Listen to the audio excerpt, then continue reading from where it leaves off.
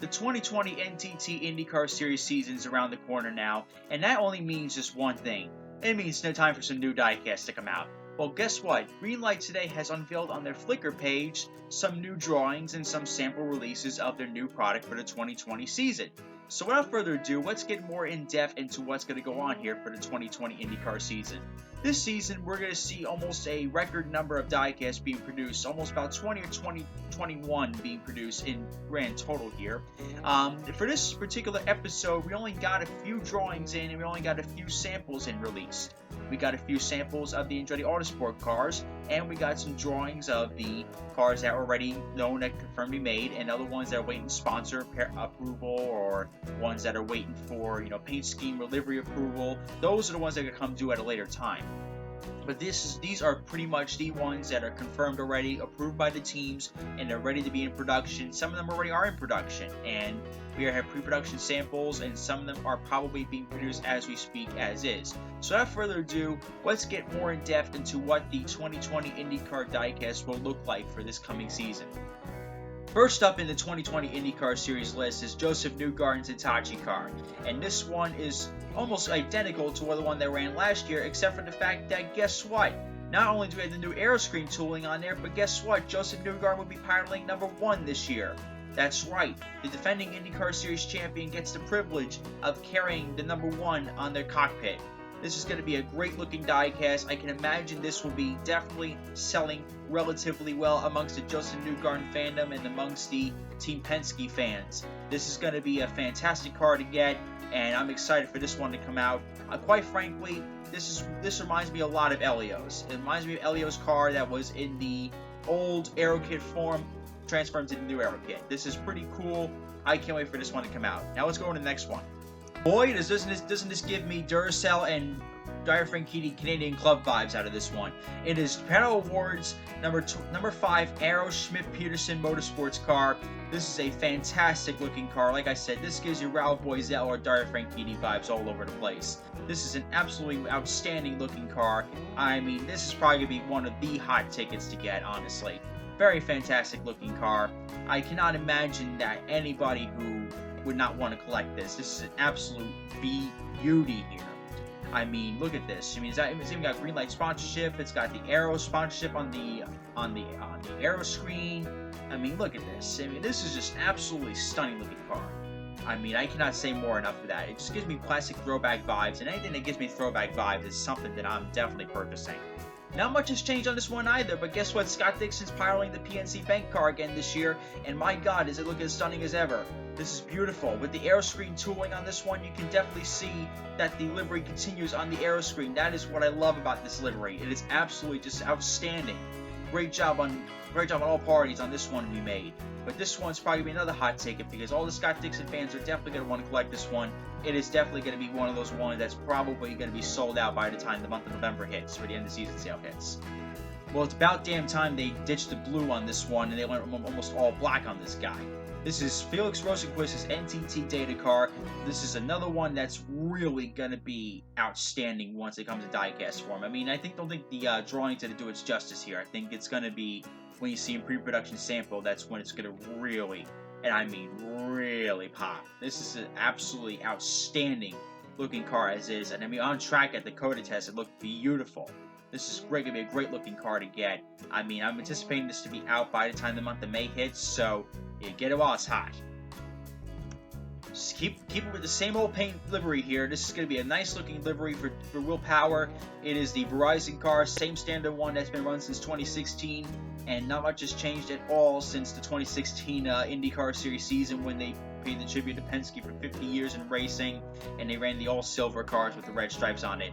It is not much different at all, but Verizon has divvied up again for another year, and we'll be seeing Will Power driving once again the Verizon car for the 2020 IndyCar Series season.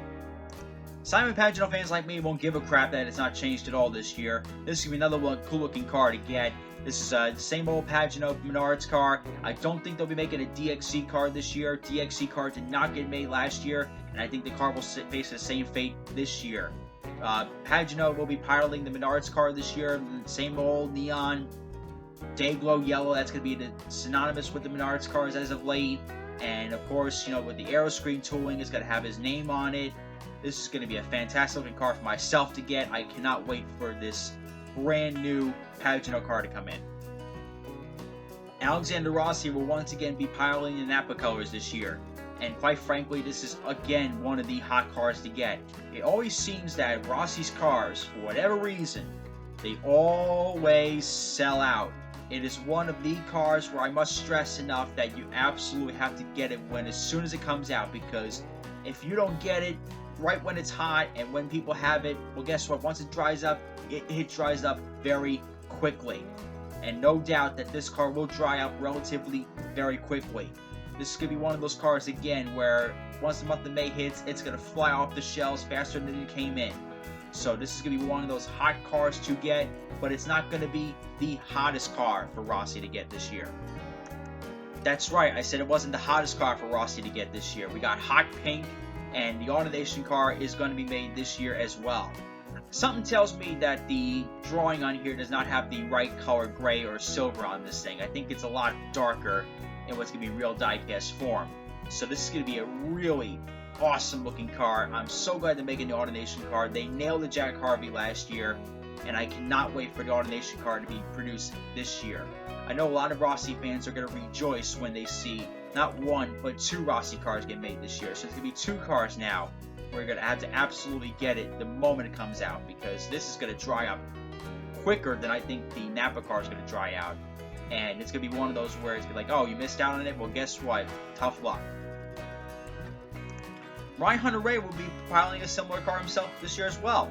With the aeroscreen tooling, I mean, look at this. I mean, that red on the aeroscreen tooling that continues on all the way down the engine cover looks just absolutely amazing. I'm glad they put designs on these aeroscreens and don't keep the same generic black, because that would just be relatively boring and an eyesore. But I'm glad they're implementing liveries on these things, because this is absolutely just beautiful. My God, this thing's gorgeous. Fantastic looking car itself as well.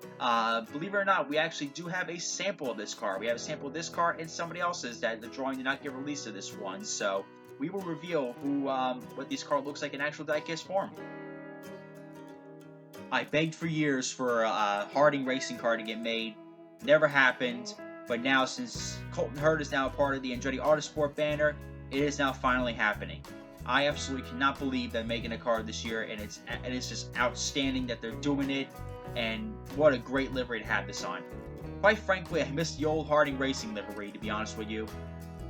But the fact that they have a sponsorship now is truly amazing, and I'm glad Colton Herta has got the opportunity to compete full-time now with the Andretti Autosport on the Andretti Autosport banner, and I think he'll rack up quite a few more wins than he has already done so as is.